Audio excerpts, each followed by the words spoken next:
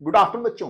Good afternoon. मैं हूं professor Hare Ram Sinha from university of Delhi. बच्चों, आज के इस लेक्चर में मैं आप लोगों के साथ बिहार की इकोनॉमी में डिफरेंट सेक्टर जैसे कि primary sector, secondary sector and tertiary sector का क्या योगदान है, उसका कंट्रीब्यूशन कितना परसेंट है, आज के इस लेक्चर में हम यही डिस्कस करने वाले हैं।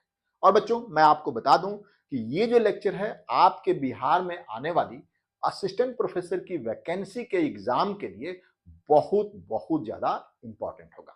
तो बच्चों, वीडियो पूरा देखिए और इससे नोट्स भी बनाइए। चलो बच्चों, अब चलते हैं स्क्रीन पे और देखते हैं कि प्राइमरी सेक्टर का योगदान कितना है। बच्चों, जिस तरीके से आप लोग स्क्रीन पे यहां देख रहे हैं बच्चों, प्राइमरी सेक्टर में जो सब सेक्टर आते हैं उसमें कृषि, पशुपालन, मत्स्य पालन, वानिकी इत्यादि आता है।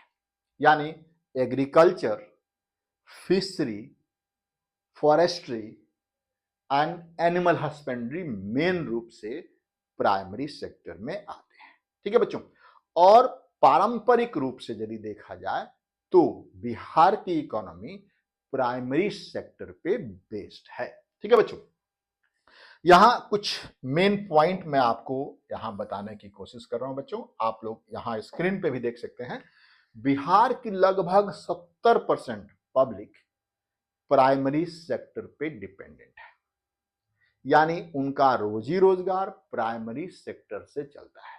मैं आपको यहां पे एक थ्योरी बताने की कोशिश कर रहा हूं कि जितना ज्यादा इकोनॉमी बैकवर्ड होगा उतनी ही ज्यादा लोग प्राइमरी सेक्टर पे डिपेंडेंट होंगे एंड उतना ही ज्यादा प्राइमरी सेक्टर का कंट्रीब्यूशन होगा स्टेट जीडीपी में या फिर कंट्री के जीडीपी में। तो यहां पे बिहार में भी ऑलमोस्ट सेम पैटर्न दिख रहा है। 70%, ऑलमोस्ट 70% लोग प्राइमरी सेक्टर या आप कह सकते हैं कि agriculture, fishing, mining, quarrying and animal husbandry पे डिपेंडेंट है 70%।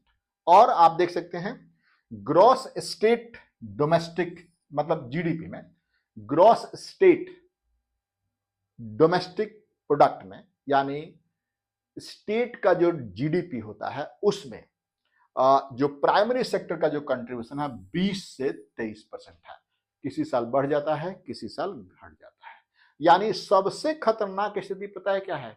70% लोग आज भी प्राइमरी सेक्टर पे डिपेंडेंट हैं। ठीक है बच्चों, यहां जो मुख्यतः जो मुख्य फसल एग्रीकल्चर में होती है वो होता है धान, गेहूं, मक्का, दलहन एंड तिलहन का। मतलब बिहार जो है धान, गेहूं, मक्का, तिलहन, दलहन आदि का प्रमुख उत्पादक राज्यों में से एक है। ठीक है बच्चों, फिर से एक बार इसको हम देखते हैं। प्राइमरी सेक्टर में जो सब सेक्टर्स आते हैं उसमें agriculture, fishing, mining, animal husbandry, quarrying and forestry. इसके अलावा भी और भी बहुत छोटे छोटे आते हैं। बिहार में जो स्थिति ये है कि ऑलमोस्ट 70% पॉपुलेशन प्राइमरी सेक्टर पे डिपेंडेंट है। एंड अभी मैंने आपको बताया था कि जितना ज्यादा इकोनॉमी बैकवर्ड होगी उतनी ही ज्यादा डिपेंडेंट प्राइमरी सेक्टर पे होगा। यहां पे यदि हम देखें तो जो प्राइमरी सेक्टर का जो स्टेट ग्रॉस डोमेस्टिक प्रोडक्ट में जो कंट्रीब्यूशन है वो 18 से नहीं 20 से 23% है। और यहां की जो प्रमुख फसलें हैं वो है धान, गेहूं, मक्का, दलहन एंड तिलहन है। और ये जो आपका बिहार स्टेट है वो इनमें धान, गेहूं, मक्का, दलहन, तिलहन आदि के प्रमुख उत्पादक राज्यों में से एक भी है। चलिए नेक्स्ट देखते हैं क्या है। नेक्स्ट यहां पे देख सकते हैं कि बिहार जो देश के मक्का उत्पादक राज्यों में शीर्ष राज्यों में से एक है। ठीक है, बिहार की जो जलवायु और मिट्टी उपजाऊ है क्योंकि ये गंगा के बेसिन में आता है। क्योंकि हर साल गंगा किसमें जो बाढ़ आता है, कोसी में जो बाढ़ आता है, उससे जो उपजाऊ मिट्टी एक लेयर बिछ जाती है, एक परत बिछ जाती है, जिससे हर साल ये और उपजाऊ बन करके उभरता है बच्चों। यहाँ पे जो सिंचाई के जो प्रमुख साधन है उसमें है नलकूप, नहरें एंड ट्यूबवेल। ध्यान रखिएगा, ये क्वेश्चन पूछा जाता है कि बिहार में कौन कौन से या सिंचाई के प्रमुख साधन कौन कौन से हैं। तो नलकूप है, ट्यूबवेल है और नहर है। ठीक है बच्चों, आगे देखिए। एक और चीज मैं आपको यहां बता देना चाहता हूं कि बिहार में आज भी पर हेक्टेयर प्रोडक्टिविटी यानी एग्रीकल्चर प्रोडक्टिविटी आज भी बहुत लो है, बहुत नीचे है, और इसको मतलब इसको प्रमोट करने की जरूरत है और ज्यादा ये बढ़ सकता है। और यहां आज भी चूंकि मतलब कोई रिलायबल सोर्स ऑफ वो नहीं है, सिंचाई का कोई रिलायबल साधन नहीं है, इसलिए मोस्टली हम मॉनसून पे निर्भर रहते हैं। बिहार की जो कृषि है वो मॉनसून पे डिपेंडेंट है। दो बातें ध्यान रखना है, यहाँ पे जो पर हेक्टेयर प्रोडक्टिविटी है वो बहुत ही लो है, एंड दूसरा यहाँ की जो एग्रीकल्चर है वो पूरा का पूरा तो नहीं कहेंगे बट कुछ हद तक मॉनसून पे डिपेंडेंट है, और उस पे क्या कहते हैं, मौसम पे डिपेंडेंट भी है। ठीक है बच्चों, आगे देखते हैं। समस्या क्या है बिहार की एग्रीकल्चर का? बाढ़ और सूखा। जैसा कि मैंने शुरू में कोसी का नाम लिया था, सौरो ऑफ बिहार। कोसी को बिहार का सौरो कहा जाता है क्योंकि हर साल एक बहुत बड़े एरिया में ये बाढ़ के चपेट में ले लेता है, बाढ़ के चपेट, और at the same time Bihar का अदर एरिया जो है वो सूखे के चपेट में रहता है। तो बाढ़ और सूखा यहां मतलब एक प्रमुख समस्या के रूप में देखा जाता है। हालांकि हम ऑलमोस्ट 80 साल के होने जा रहे हैं और आज भी हम बाढ़ और सूखा से ग्रसित हैं, हंगर डेथ से ग्रसित हैं, तो ये हमारे लिए शर्म की बात है। हमने अभी तक किया क्या, ये हमें करना चाहिए। हमारे देश के पॉलिसी मेकर्स को और हमारे देश के नेताओं को इस पर शर्म आनी चाहिए कि अभी तक इन्होंने परमानेंट सॉल्यूशन क्यों नहीं दिया। हर साल हम वही देखते हैं कि बाढ़ आ गया और हेलीकॉप्टर से हम फूड पैकेट डिस्ट्रीब्यूट कर रहे हैं। ये चीजें ठीक नहीं है, हमें चाहिए परमानेंट सॉल्यूशन। ठीक है बच्चों, यहाँ पे मतलब बड़े किसान तो नहीं है, छोटे एंड मार्जिनल फार्मर है।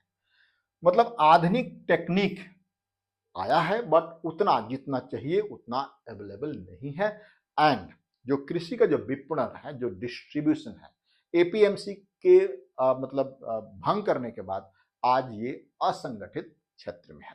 ठीक है बच्चों, आगे देखिए। अब हम चल रहे हैं बच्चों सेकेंडरी सेक्टर। इन मतलब बिहार का जो सेकेंडरी सेक्टर है उसमें आप देख सकते हैं क्या क्या आता है। मैन्युफैक्चरिंग आता है बच्चों, मैन्युफैक्चरिंग आता है, उद्योग निर्माण यानी कंस्ट्रक्शन, बिजली, गैस पानी जैसी गतिविधियां आती है। यानी सेकेंडरी सेक्टर में क्या क्या आता है, उद्योग है, मैन्युफैक्चरिंग है, कंस्ट्रक्शन है, गैस पानी, बिजली इत्यादि सब सेक्टर्स आते हैं। यहां पे आप देख सकते हैं जो उद्योग है इंडिया में, सॉरी बिहार में, वो ज्यादा डेवलप नहीं है। इसका जो कंट्रीब्यूशन है आप यहां पे देख सकते हैं 18% से, ये देखिए ग्रॉस स्टेट डोमेस्टिक प्रोडक्ट में इसका जो कंट्रीब्यूशन है 18 से 21% तक का ही है। 18 से 21% इसका कंट्रीब्यूशन है ग्रॉस स्टेट डोमेस्टिक प्रोडक्ट में। ठीक है बच्चों, ग्रॉस स्टेट डोमेस्टिक प्रोडक्ट में इसका कंट्रीब्यूशन 18 से 21% ही है। ये डेटा हम दे रहे हैं 2022 एंड 23 का, जो हमारे पास करंट डेटा अवेलेबल है उसके अनुसार जो उद्योग यानी सेकेंडरी सेक्टर है उसका ग्रॉस स्टेट डोमेस्टिक प्रोडक्ट में इसका कंट्रीब्यूशन 18 से 21% के बीच ही रहा है। ठीक है बच्चों, एक और दुखदाई मतलब पॉइंट ये है कि उद्योग में या आप कह सकते हैं सेकेंडरी सेक्टर में जो रोजगार लोगों को मिला है सिर्फ एंड सिर्फ 5.7%। 5.7%। एग्रीकल्चर या प्राइमरी सेक्टर में 70% लोग डिपेंडेंट हैं। एग्रीकल्चर या सर्विस सेक्टर में 70% लोग डिपेंडेंट है, जबकि उद्योग में सिर्फ एंड सिर्फ 5.7%। 7% लोग डिपेंडेंट है। ठीक है बच्चों, आगे देखें हम तो इसमें यदि आप देखें और इसमें भी जहां पे जिन लोगों को रोजगार मिला हुआ है उसमें भी सबसे बड़ा कंट्रीब्यूशन कंस्ट्रक्शन सेक्टर का है, ना कि बड़े उद्योग। क्योंकि बड़े उद्योग यहाँ पे है ही नहीं तो फिर जॉब कैसे मिलेगा। तो जो सेकेंडरी सेक्टर में जो मेन जॉब प्रोवाइडर, क्वेश्चन आएगा ध्यान रखिएगा कि सेकेंडरी सेक्टर में जो मेन जॉब प्रोवाइडर है वो है कंस्ट्रक्शन। क्या है बच्चों? वो है कंस्ट्रक्शन। आगे देखते हैं उद्योगों के लिए बड़ी चुनौतियां क्या है।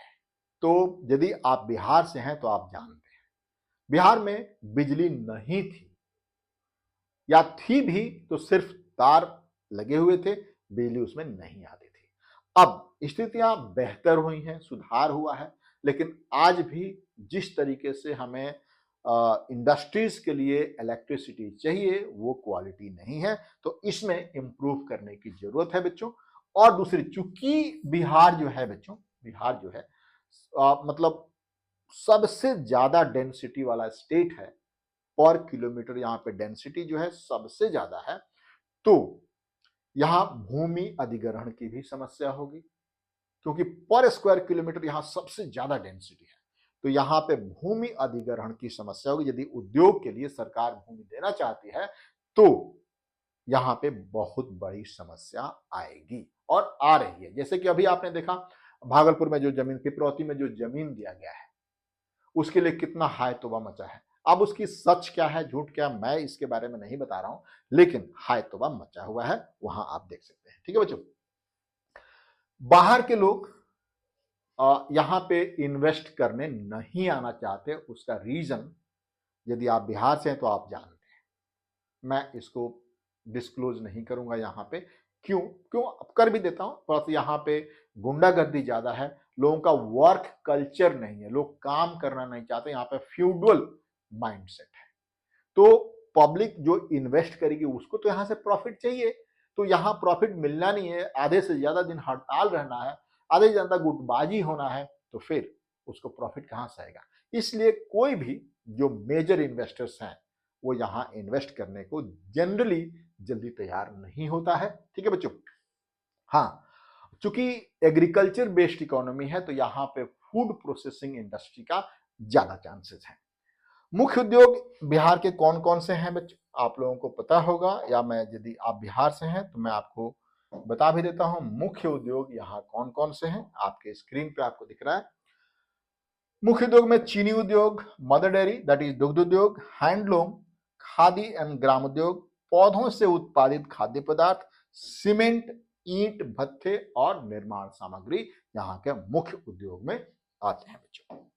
इसके बाद सरकार की योजनाएं क्या क्या है इंडस्ट्री को बढ़ाने के लिए, तो बिहार औद्योगिक निवेश प्रोत्साहन नीति सरकार ने ये इंट्रोड्यूस किया है, क्योंकि इससे इन्वेस्टर्स बाहर से आए, बिहार में निवेश करें, यहाँ का उद्योग धंधे बढ़े। और नई सरकार तो कुछ खास कर भी रही है मुझे लगता है, तो इसमें आपको निवेश बढ़े, निवेश बढ़ेगा, इंडस्ट्रीज लाएंगी, लोगों को रोजगार मिलेगा, रोजगार मिलेगा तो लोगों के पास इनकम बढ़ेगा, स्टेट की जीडीपी भी बढ़ेगी। ठीक है बच्चों, मेगा फूड पार्क का भी एक प्रपोजल है and industrial area development authority बना हुआ है और इसमें सरकार इस पे काम भी कर रही है।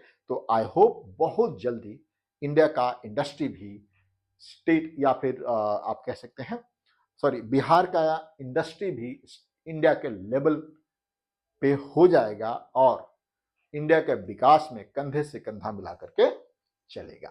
ठीक है बच्चों, नेक्स्ट आप देख सकते हैं सेकेंडरी सेक्टर है बच्चों। सेकेंडरी सेक्टर में जो मेजर सब सेक्टर्स हैं वो है बैंकिंग, परिवहन, शिक्षा, स्वास्थ्य, व्यापार एंड आईटी सेक्टर्स आते हैं।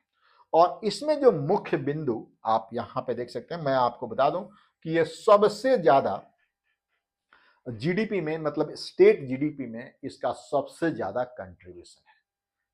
55 से 60% इसका कंट्रीब्यूशन है स्टेट जीडीपी में। देखिए बिहार की अर्थव्यवस्था में सबसे बड़ा योगदान तृतीय क्षेत्र का है। जीएसडीपी में इसका योगदान 55 से लेकर के 60% के आसपास है। सेवाओं के तेजी से बढ़ने से बिहार की अर्थव्यवस्था सर्विस लेड ग्रोथ है बच्चों। जनरली इकोनॉमी जो होती है प्राइमरी पहले डेवलप होता है, फिर सेकेंडरी डेवलप होता है, फिर टर्सरी डेवलप होता है, लेकिन यहाँ पे गैप देखा गया है।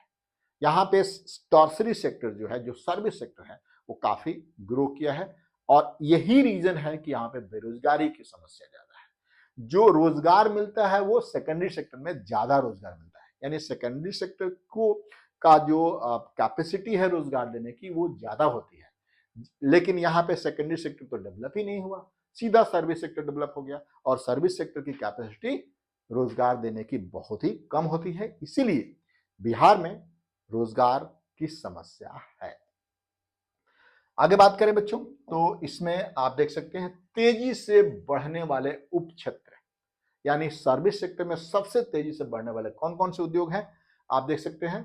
ट्रांसपोर्ट, व्यापार, शिक्षा में स्कूल और कोचिंग सेंटर, स्वास्थ्य सेवाएं, बैंकिंग और वित्तीय सेवाएं, संचार, टूरिज्म। और इस तरीके से आप देख सकते हैं कि पूरे भारत में, बिहार की यदि बात करें तो पूरे भारत में सबसे यंग पॉपुलेशन बिहार में है और यदि सरकार की नीतियां सही हो तो डेमोग्राफिक डिविडेंड बिहार कमा सकता है। अब डेमोग्राफिक डिविडेंड क्या है आप मुझे कमेंट करके बताइए, नहीं तो मैं नेक्स्ट क्लास में आपको बताऊंगा डेमोग्राफिक डिविडेंड क्या होता है। ठीक है बच्चों। और आईटी सेक्टर विकसित हो रहा है। पटना, गया और भागलपुर में नए आईटी पार्क बनाने की योजनाएं हैं। तो बच्चों आज का ये लेक्चर आपको कैसा लगा मुझे बताइएगा जरूर, और हाँ आज से ही अपनी तैयारी शुरू कर दीजिए। बिहार में जो असिस्टेंट प्रोफेसर की वैकेंसी आने वाली है उसके लिए आप तैयारी शुरू कर दीजिए। थैंक यू बच्चों, thank you for watching this video.